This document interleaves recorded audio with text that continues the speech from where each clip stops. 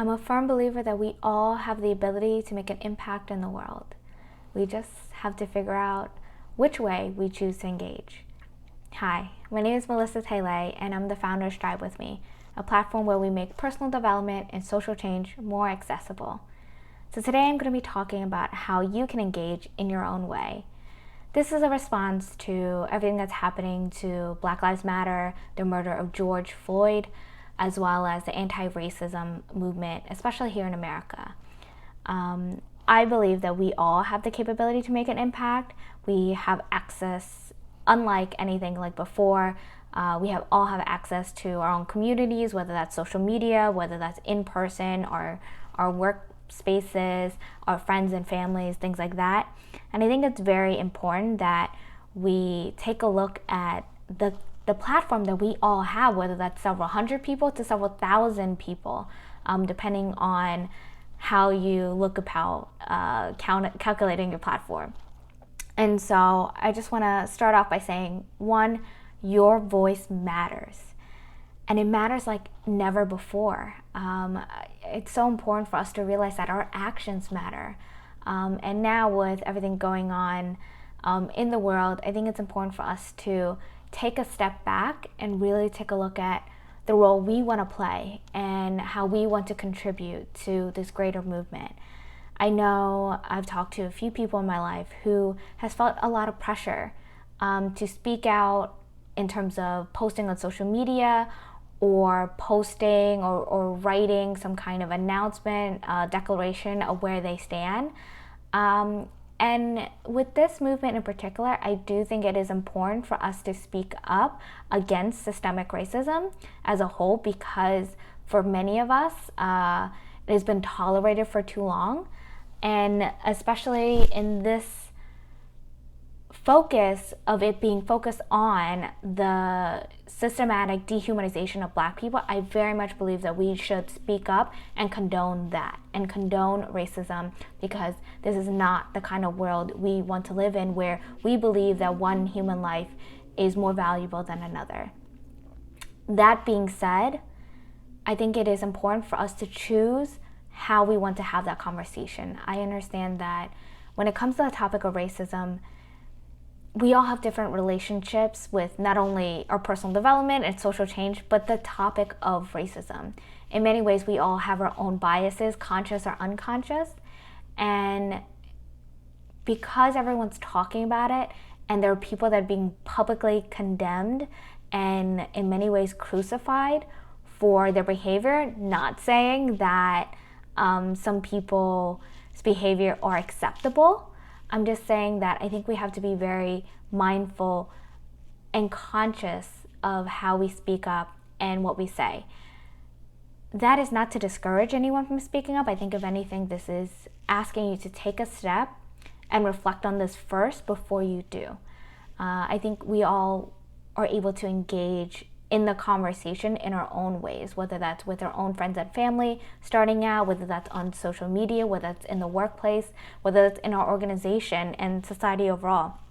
We all have our own ways to be able to engage with this and recognize that by taking that step to look within ourselves and understand this issue, educate ourselves, do our research, have these conversations with people, and really understand the weight of this before we speak out will actually help us feel more confident and be able to speak up in a way that is more impactful than if we were to just react. I think a lot of people, when it first happened, a lot of people are reacting because this is so painful, because this is so triggering, because this feels so personal.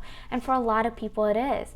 For a lot of people in the Black community, it very is personal, because they've dealt with this for generations. And intergenerational trauma is very serious. Privilege, especially white privilege, and how that has been weaponized towards the Black community has been heartbreaking. It's been devastating to see, and I very much recognize, as a person that hasn't experienced it, recognize that it is traumatic.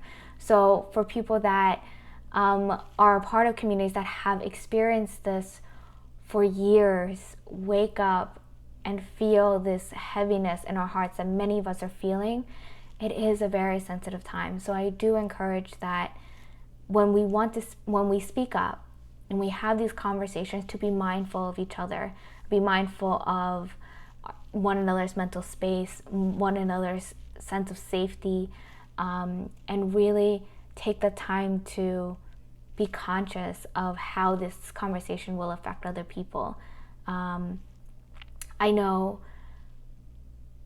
this has been an issue for centuries. And I can say that I'm so proud to live in a time that people are standing up for their rights and the rights of their fellow colleague, friend, partner, children, and fellow communities. And I'm so proud to see so many people get involved and contribute to the movement in their own way.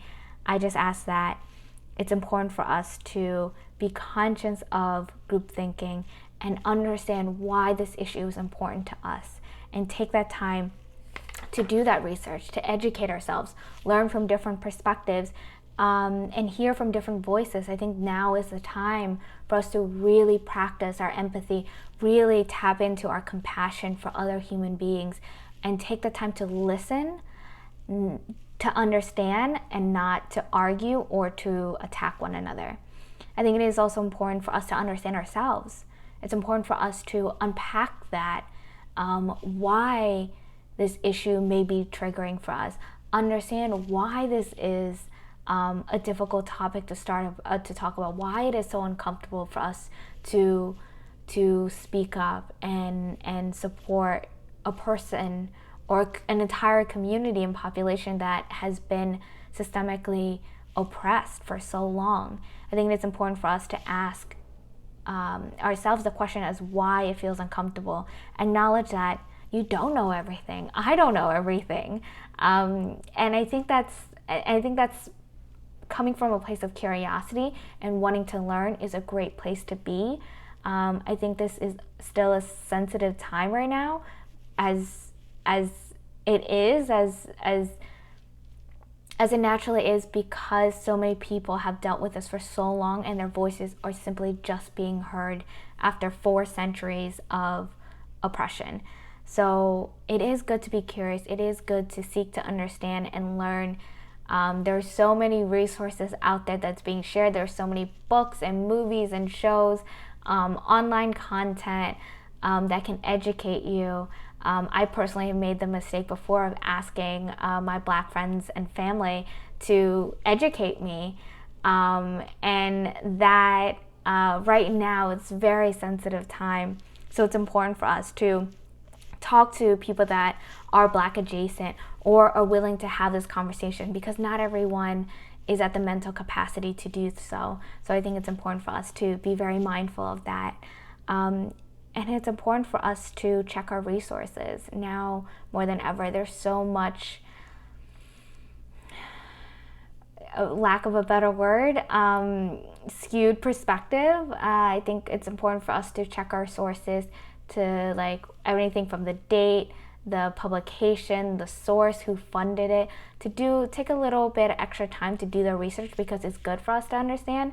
I do think it's important to read from different perspectives. At the same time, make sure that you're focusing on the fact when you're looking at news, and then also talk to people and try to learn their story. There's a lot of great resources about, currently the focus is on Black Lives Matter, focusing on the Black narrative, and there's so many voices out there that have been at the capacity to speak up, and I think it's so wonderful and it's so kind. I know it's completely emotionally taxing, so it is important to take that time to listen, to try to understand and learn from their perspective.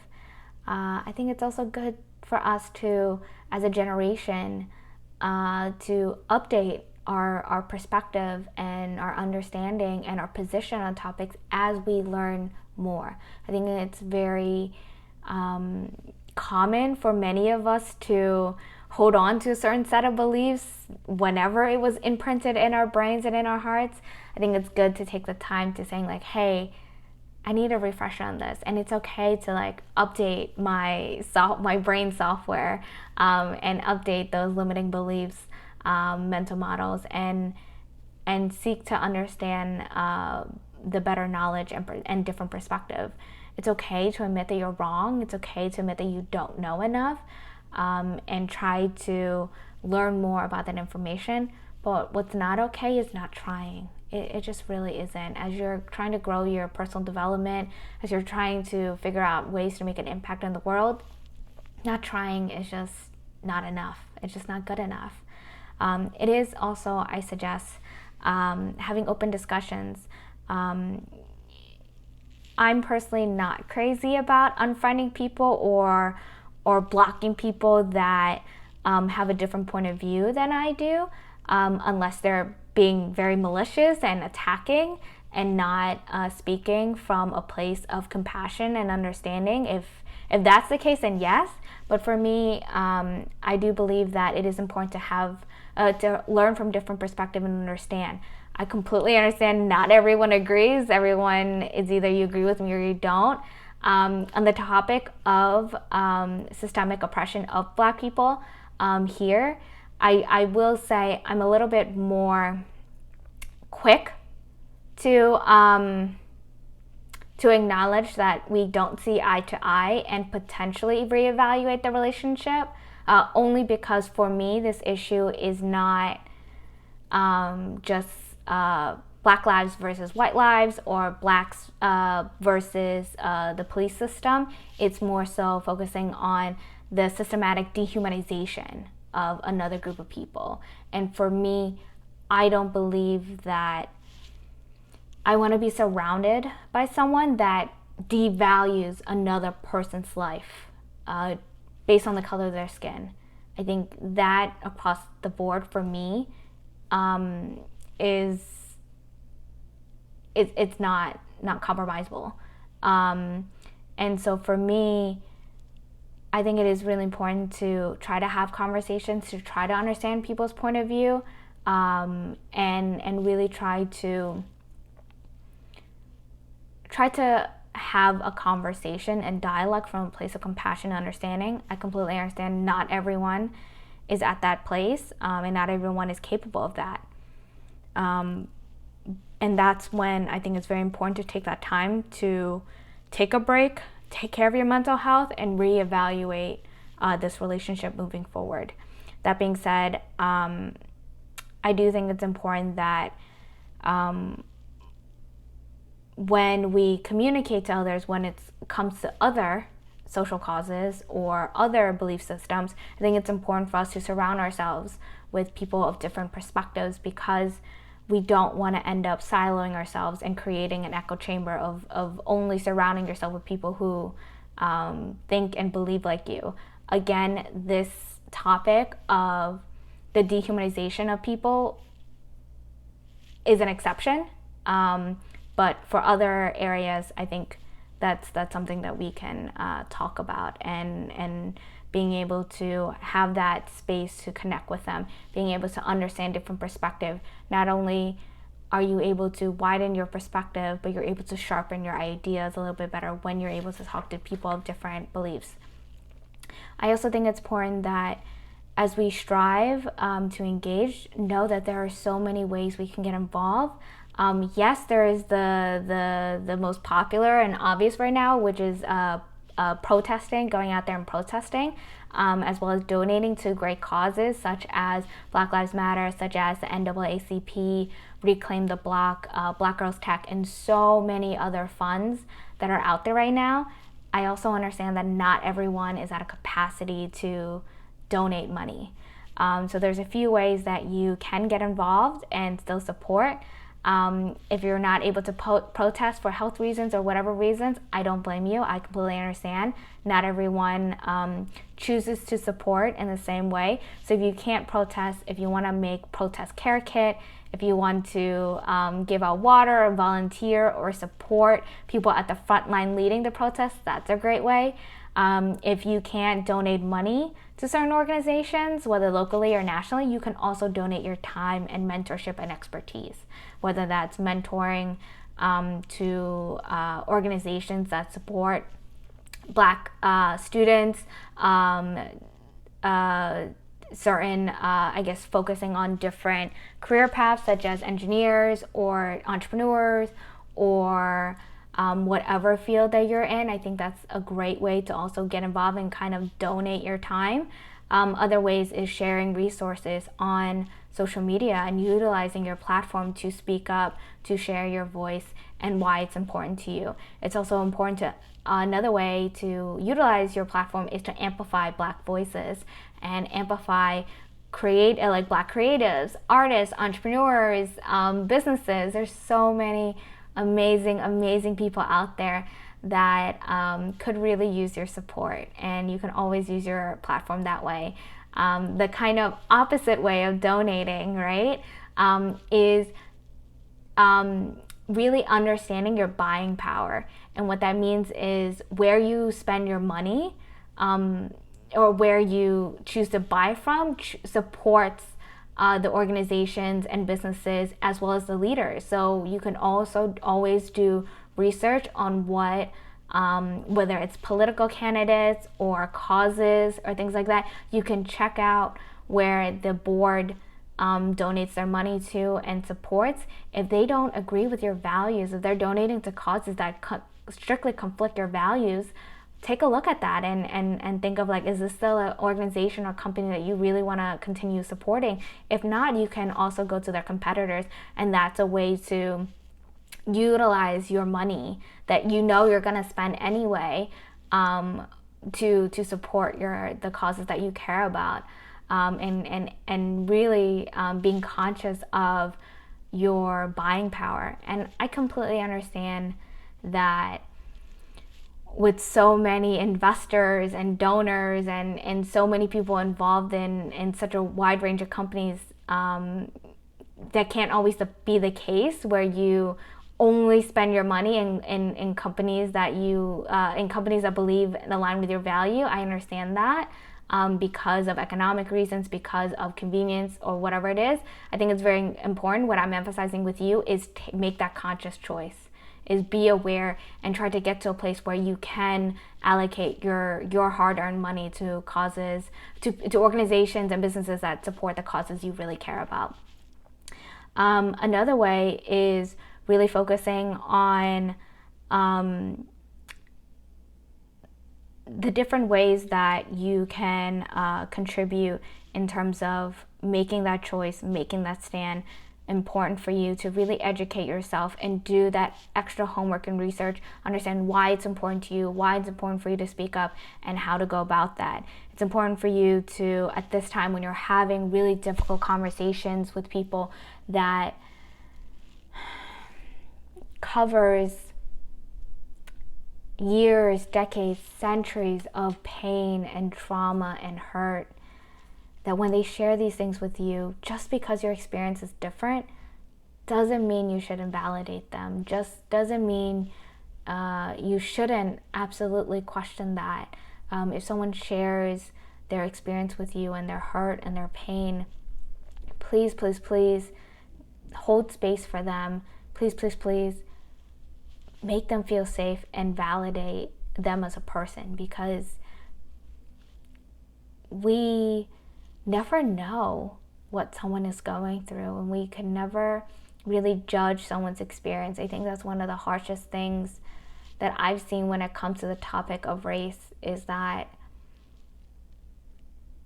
there are people that are quick to invalidate another's experience just because it doesn't match their own, or it doesn't match the narrative that they're used to, or it doesn't match what they believe their experience, whether it's with the cops, whether it's with job opportunities, where they maybe they haven't been outwardly discriminated against, but others have, and they tried to defend or make up reasons.